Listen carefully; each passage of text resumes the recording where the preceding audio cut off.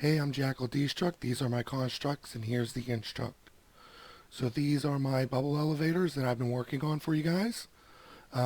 If you see one of my other videos, you would recognize this as the bubble elevator with 8 floor select. And as you can see here, it was actually really slow to select the floor below. Um, it takes the signal way too long just to get down to the bottom and then come all the way back up to the floor below, which most likely you wouldn't use it just to go down 1 floor, but still, that's the longest this signal has to travel, and it's way too long, and the reset's way too long. And the new design that I have here is much faster. So if you look here, we're on the top floor here, and to go down to the 1 floor, to the floor below, as you can see, it's much faster, and the reset is much faster as well. Um, and yeah, the way that we do that is we use daylight sensors. So these red coders are each hooked up to pistons, and they all stay extended on each floor. And depending on your signal strength, it will close one of these pistons, and the daylight sensor at the bottom will detect it and send a signal up to the appropriate floor. And the way the old one worked was it just used a comparator tower to send the signal down. And it took too long for the signal to go all the way down through the red coder and then all the way up these observer towers. Whereas these um, instant piston lines are much faster. Um, the taller they are, it takes a little longer for it to reset, but um, the retraction signal is almost instant. So, um, when you send the signal down, it sends the signal up almost instantly. And I do have a thinner version of the original. I was able to compact it down. So the original fits in a 9 by 9 area behind. So from here, from this block, it's 9 blocks, and then it's 9 blocks that way as well. Whereas this, it's only 8 blocks by 5 blocks. So it fits a much nicer profile behind it. Um, it's about the same speed as it though, and the reset's a little bit quicker, but it uh, dings a little more.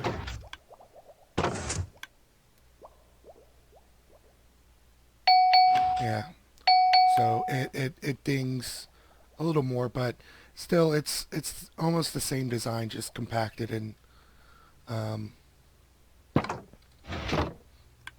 just made to be more um, take up less space. Um, so if we look at the breakdown of the circuitry here, each floor is I kind of broke it down here into different sections. So the main section that you have is your item frame signal, and this button is hooked up to a piston, and that's what will, when it's pushed out, it'll send the signal through and allow the signal to be sent down. Um, so when it gets down to the bottom, I don't have the first floor's red coder set up so that you can see this easier. But yeah, so each of these daylight sensors are being observed, and whenever it detects that something's blocking it, it'll send a signal and end up retracting that one piston. Um, Now the reason these extra daylight sensors are needed on the end here and hooked up to the piston is for the basically when it goes from day to night or night to day. What is it? Time. So as you'll see here, that's what these extra ones prevent. So as you can see, this one now switched, and this piston is now extended. And you have both of them there so that whenever it goes between day and night, it retracts these too fast for these torches to react. So that's how I'm able to kind of filter out the turning over of day or night. And the way we send a signal to each floor is whenever this block comes out, this observer detects that and moves this observer back and forth and triggers these two rails, which will send a signal up the observer tower or down for whatever floor you're at. So all the floors above you will be set in up mode, and all the floors below you will be set in down mode. And then whenever the signal comes through for the floor, it'll trigger this RS NOR latch here. That will attempt to power both the blocks, but because only one is extended, only one piston gets powered. And to reset it, we just reset this RS NOR latch with the pressure plate when you get off. So that way the reset line doesn't have to go all the way down and resets all of the floors. It just resets the floor that's being used. And that's how I'm able to make that a little bit quicker as well. Okay, so the way these 16 floor versions work are almost exactly the same. The only difference is that I have this red coder kind of two-sided, and only one side is unpowered, so they would be able to retract. So because of this redstone line here, these pistons cannot retract, and only these ones will. So whenever we press the button, it'll extend this piston, and now this line is powered, and this line is unpowered, and these ones are able to retract now. And then to reset is just with the pressure plate. And it works the same way with the up and down observer towers here. Yeah, literally the only difference is this RS NOR latch to allow only one of these sets of pistons to be able to retract, and a pulse extender here. Because the higher up that it is, it needs more time for the daylight sensor at the bottom to detect it. So that's why this pulse extender is here and why it's needed. And on the 64 floor version, this pulse extender is the same on there. Because this is all that's needed no matter what the height is, no matter how, like if you go to the top of the world, this amount of length will still work. But I've noticed that once you get past, I'd say probably the eighth or ninth floor, it's difficult for that signal to go down there. The button here is filtered out at first. So this red coder is essentially right now reading 8. And when I press that button, it'll read 0. So I have to wait for that button to turn off for the signal to be sent down. Otherwise, I would have to have the button somewhere else, and it just wouldn't look as nice. And I actually need to credit somebody from Reddit. His username is upcat0, u/pcat0. And yeah, he showed me this really nice design here where you just power both of these blocks and have a redstone block on the side of one and this dust, which is going into this comparator on subtract mode, and that's how you're able to get your signal out. And you can actually get your signal out one of two ways. You can either take it from this block, because this block will only power when the button is on, or you can, like if you don't have it hooked up to a piston like I have, because the piston needs to be pushed into place for it to for the signal to go through. As you can see, see here, this piston holds the block out. Um, yeah, you could use like a torch on the side of here, because this torch will only ever go off um, when you press the button. Because when it's a full signal strength, um, this gets canceled out completely. So that's the only way that this will not send a signal, is when that button is on. So that's a good way to pull the signal out from anywhere on your line, is by having a torch there, and this torch will only turn off when you push the button. So yeah, thanks a lot, PCAT Zero, for this design. It really helped out on the 16 and the 64 floor versions. Actually, it's pretty much what allows the 64 version to work the way that it does. Otherwise, it would just be, you know, a lot messier, not as clean. And yeah, so definitely thanks a lot. And I actually got the idea for the daylight sensors from another Redditor, Practice Kai 2, who suggested it whenever I first released the original 8 floor version. He mentioned daylight sensors would be a faster way to send the signal down. And yeah, definitely right, definitely happy with that change. It makes it so much faster. And you know, the only real difference with the 64 version is now we have to have 2 separate red coders. And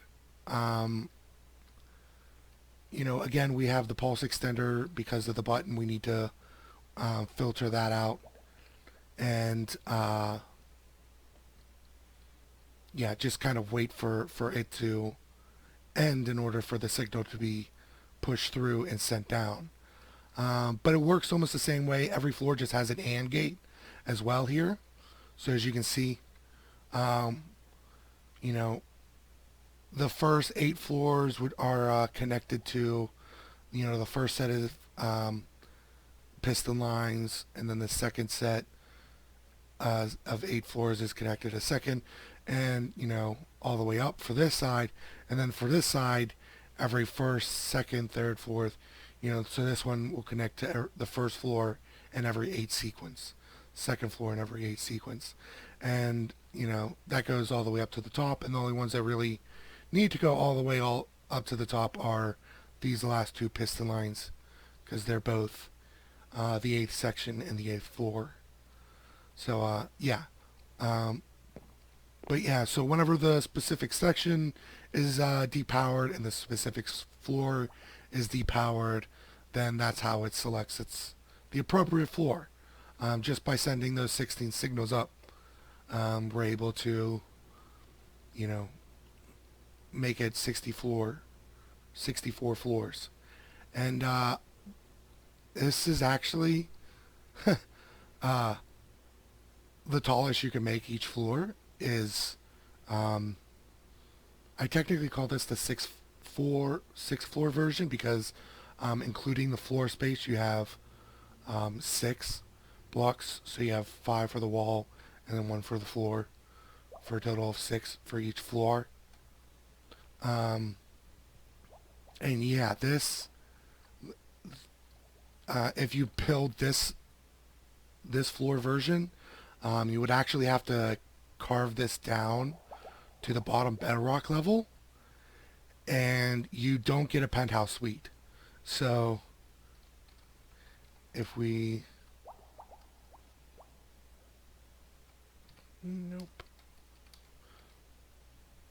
go to the top here, as you can see, we only have 8 floors, sector 8, floor 8, and we can't put any more. So the penthouse floor is technically just the very roof, because if you wanted to come to this floor from the bottom or what have you, you would still have to select this floor, because if you were to just enter from any floor, it would just spit you up to the top. So that's usually what I use to get to the penthouse suite, because it's always accessible. It's just there. And on this version, where I actually was able to steal a single block from each floor, you can have a penthouse suite version. So yeah, and then there's, I believe, 54 blocks. For some reason, 4 is giving me troubles saying it. But yeah, so you can have 54 blocks above this version. And I didn't really make a thinner version just because, in all honesty, I really doubt anybody's going to build this version.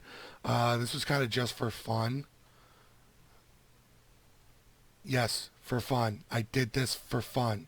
Believe it or not. I actually found this really enjoyable.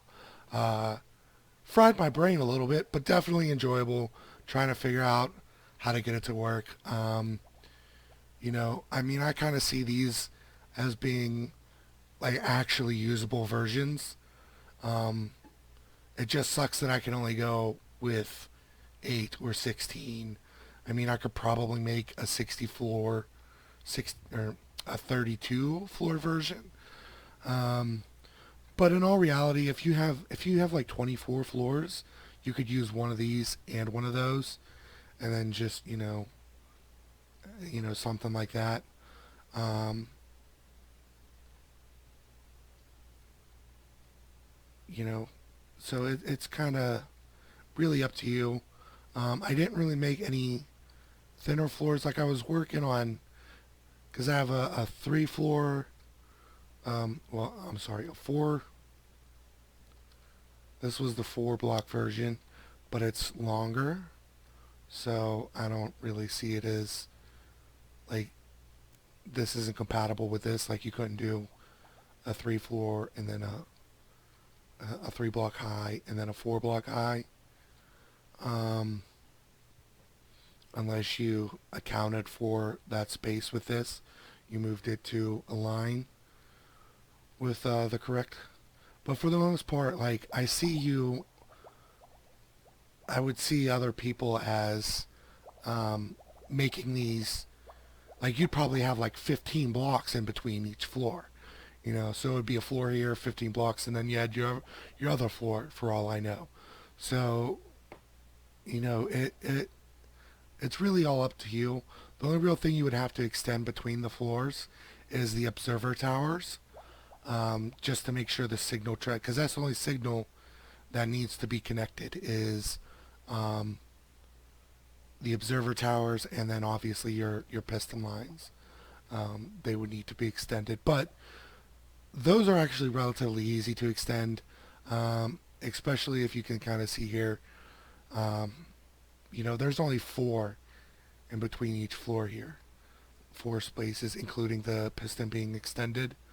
So yeah, it's definitely easy to add more space in between here. You just got to add more blocks to your sticky lines, piston lines, and more blocks to your observer lines. As you can see, these ones here are on these 2 sides of the block instead of opposite sides. And the same goes for 64, because it fit nicer with the pulse extender, squeezing everything over on that side so that I could have this over here.